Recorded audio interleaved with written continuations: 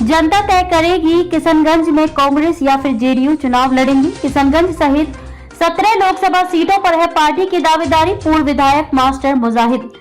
ठाकुरगंज विधानसभा क्षेत्र के पौआ खाली नगर बाजार स्थित इमामबाड़ा चौक में आगामी 10 दिसंबर रविवार दोपहर 2 बजे आयोजित होने वाले जननायक कर्पूरी चर्चा की तैयारियों का जायजा लेने व पार्टी पदाधिकारियों के साथ बैठक के उद्देश्य से जदयू के पूर्व विधायक सह पार्टी के जिला अध्यक्ष मास्टर मुजाहिद आलम आज पौआ खाली पहुंचे। इस क्रम में पूर्व मंत्री सह राज्य अल्पसंख्यक आयोग के उपाध्यक्ष नौशाद आलम सहित दर्जन भर पार्टी पदाधिकारी और कार्यकर्तागण मौजूद थे।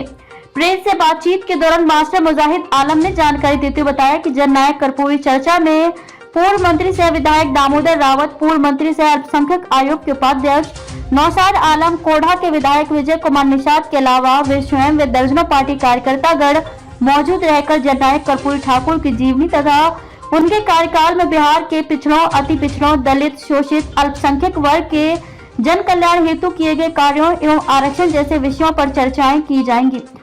इस दौरान एक सवाल पर मास्टर मुजाहिद आलम ने कहा कि जेडीयू पार्टी बिहार में 17 लोकसभा सीटों पर अपनी दावेदारी पेश करेंगी, जिनमें किशनगंज सीट भी शामिल है।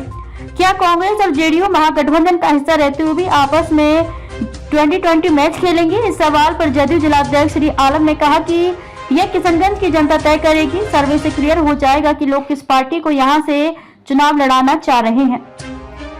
उन्होंने 3 राज्यों में कांग्रेस की करारी हार और पीएम मोदी पर भी जाति जनगणना को लेकर टिप्पणी की है। साथ ही मुख्यमंत्री नीतीश कुमार के जाति जनगणना की नीतियों की तारीफ करते हुए कहा कि 94 लाख चिन्हित परिवारों के सुदृढ़ीकरण के लिए केंद्र से विशेष राज्य के दर्जे की मांग जेडीयू कर रही है।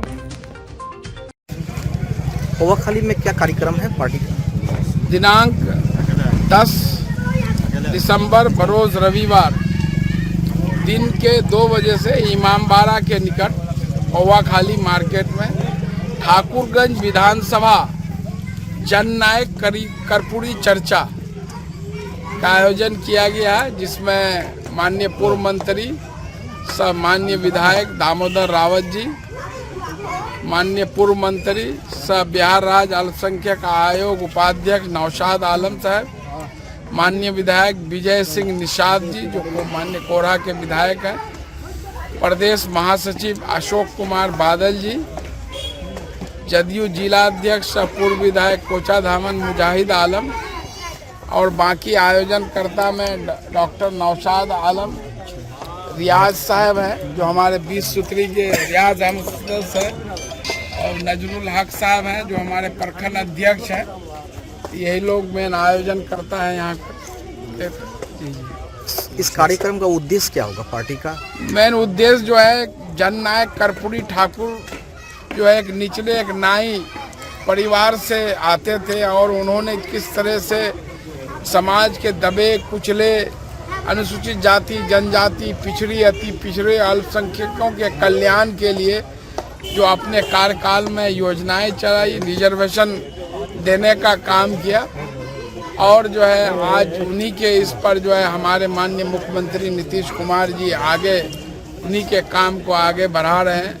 अभी आपने देखा कि बिहार में जो है केंद्र सरकार के ना के बावजूद भी बिहार ने जो है जाति आधारित गणना करने का ऐतिहासिक फैसला लिया और इसमें जो जातियां चिन्हित हुई कि इसकी कितनी आबादी है और कौन पिछड़ी हैं और इस गणना से ये फायदा हुआ कि बिहार में 94 लाख परिवार चिन्हित हुए जिनकी आमदनी 6000 से कम है। और पिछले दिनों जो अब सत्र चला विंटर सेशन, उसमें जो है सरकार ने ये फैसला लिया, बिहार सरकार ने कैबिनेट से ये फैसला लिया कि इन 94 लाख परिवारों को 2-2 लाख रुपया सरकार जो है रोजगार के लिए उपलब्ध कराएगी 5 साल में फेज वाइज करके। ये बहुत बड़ी बात है। इसके लिए 2.5 लाख करोड़ जो है 2.5 लाख करोड़ रुपए की आवश्यकता है और इसके लिए अगर बिहार को विशेष राज्य का दर्जा अगर मिल जाता है तो बिहार जैसा पिछड़ा राज्य है, यहाँ कोई इंडस्ट्रीज नहीं है, कोई मिनरल्स नहीं है, अपने संसाधनों से बिहार आज तरक्की कर रहा है, तो विशेष राज्य का दर्जा मिल जाता है तो आज केंद्रीय योजनाओं में 50%, 40% पैसा बिहार सरकार को लगता है, तो ये पैसा 10% लगेगा और इन पैसों की जो बचत होगी, जो पैसे जो कम लगेंगे, उससे और बिहार आगे बढ़ेगा। लेकिन प्रधानमंत्री का जो कहना है, अभी 3 स्टेट में चुनाव हुआ, उसमें जो भारी प्रचंड बहुमत से उनकी सरकार बनने जा रही है, बन गई है जी। तो बीजेपी का कहना है, खासकर प्रधानमंत्री का कहना है कि जो ये आरक्षण का जो मुद्दा है, इसका फंडा फेल हो गया नीतीश जी का। वो प्रधानमंत्री जी क्या बोलते हैं, क्या करते हैं, आप नहीं देखे? पिछले चुनाव में वो खुद बोल रहे थे कि जो है मैं जो है पिछड़ा हूँ, मैं अति पिछड़ा का बेटा हूँ, जबकि गुजरात में अति पिछड़ा नहीं होता है। आज वो बोलते हैं बोले हिंदुस्तान में 4 जात है, युवा, किसान, गरीब, मजदूर हैं। कल को आप अपनी जाति बता रहे थे, जाति बता के वोट लिए। एक भी बात जो वो बोले उनका खाली सुन लीजिए ना। 2014 का भाषण सब, पेट्रोल डीजल पर क्या बोले, रुपया जो गिर रहा है उस पर क्या बोले, किसान की आमदनी दुगुनी करने की बात थी 2022 तक, हुआ क्या? हर साल बेरोजगार युवाओं को 2 करोड़ रोजगार देने का वादा था, 20 करोड़, हुआ क्या? जब भारतीय जनता पार्टी के साथ आपकी सरकार गठबंधन में थी, तब विशेष राज्य के दर्जा का जो है मांग आपकी तरफ से नहीं, माने मुख्यमंत्री जी की तरफ से नहीं होता था। नहीं, हर बार उठा है, हर बार उठा है। बिहार के दोनों सदनों से, उसमें बीजेपी के भी लोग थे, विधानसभा, विधान परिषद सर्वसम्मति से पारित हुआ है। और जब यूपीए था उस वक्त भी हर जगह ये हुआ। और आपका जो है नहीं मालूम कि उसे विशेष राज्य में ही न जो है मोदी जी बोले थे कि नीतीश जी का डीएनए खराब है, तो सारे बिहार के कितने करोड़ लोग जो अपना नाखून और बाल का सैंपल भेजे थे मोदी जी को कि सबका डीएनए चेक कर लीजिए। अभी नीतीश जी जो बोलते हैं वो करते हैं। एक बात समझ लीजिए, आज 1,20,000 लोगों को एक साथ रोजगार दिया। मोदी जी तो वादा किए थे, दिए हैं क्या 1,20,000 लोगों को एक साथ रोजगार? तेलंगाना में जो अभी रेवंत रेड्डी जी मुख्यमंत्री पद की कल शपथ लिए, उन्होंने कहा कि केसीआर का डीएनए जो है उससे बेहतर मेरा डीएनए है, और केसीआर जो है वो मूल रूप से बिहार के हैं।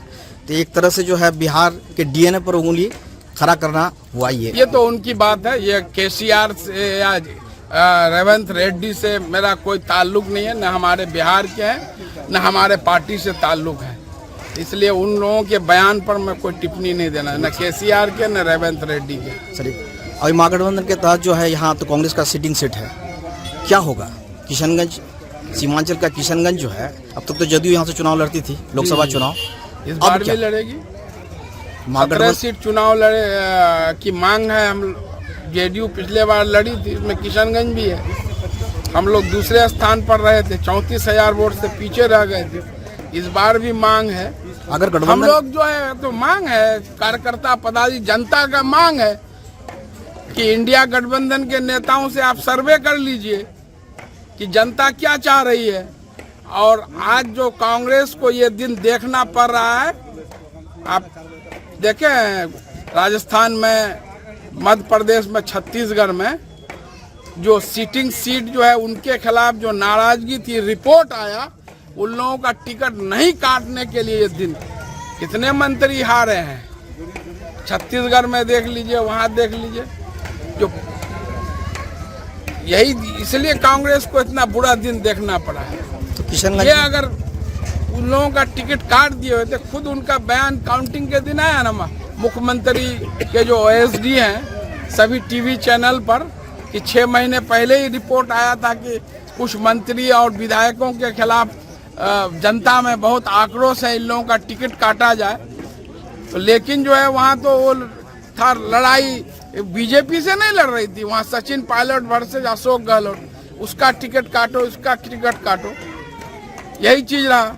और राजस्थान में देख लीजिए, 15 अन्य जीते हैं, जिसमें एक बीएसपी, 2 आदिवासी दल है बना के, कितने निर्दलीय जीते हैं। इसका क्या मैसेज जाता है? मतलब किशनगंज में जेडीयू और कांग्रेस 2020 आपस में ही खेलेगी। जेडीयू और कांग्रेस का ये 2020 का बात नहीं है। ये बात है कि भाई हम लोग कहाँ कर रहे हैं, जनता से पूछ लीजिए, मालिक जनता है ना। हम अपने तय कर लिए कि नहीं हम ही 30 मार खाए हैं, जनता चाहे नहीं चाहे। आप किसी को क्या दिक्कत है? हम तो नहीं कर रहे, हमारा मांग है। हर पार्टी अपने लिए मांग कर रहा है, कांग्रेस कर रहा है, राजद